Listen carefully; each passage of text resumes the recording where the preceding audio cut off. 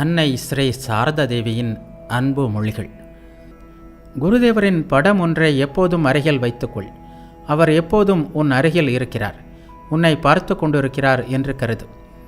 எந்த கேள்வி எழுந்தாலும் அவரிடமே பிரார்த்தனை செய்.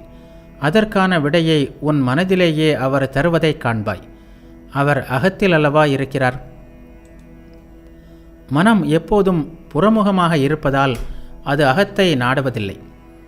அதனால் அவரை புறத்தில் நாடித் திரிகிறது. நீ எதை பிரார்த்தித்தாலும் அது உண்மையாகவே உனக்கு கட்டாயமாக தேவையென்றால் அதற்கான பதில் உள்ளிருந்து சட்டென்று தானாக வருவதை காண்பாய். உடல், மனம், சொல் ஆகிய மூன்றும் ஒன்றுபட்டு பிரார்த்தனை செய்தால் அவர் அதை கேட்கிறார், வேண்டியதை செய்கிறார். நல்லவர்களிடம் ஒரு விஷயத்தை 100 முறை சொல்ல வேண்டுமா என்ன? எச்சரிக்கையாக இருக்க வேண்டும். மனிதன் தன் மனதை அறிய விரும்புவதில்லை. பிறர் குற்றங்களை காண்பதையே நாடுகிறான்.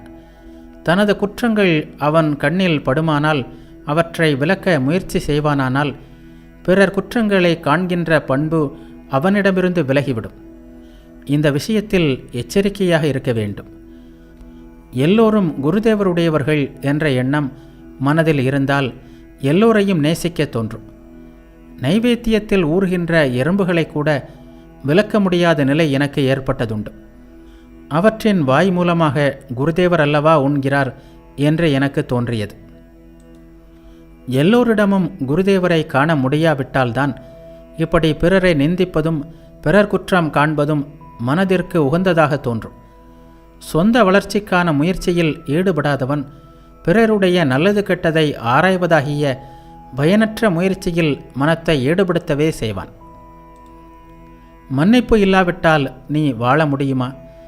எண்ணற்ற பிறவிகளில் ஏற்பட்ட வினை பயனை உன்னால் பார்க்க முடியுமா? அது மட்டும் முடிந்தால் நீ இப்படி பேச மாட்டாய். நியதிகளை வகுத்தவனால் அதை மாற்றவும் முடியும்.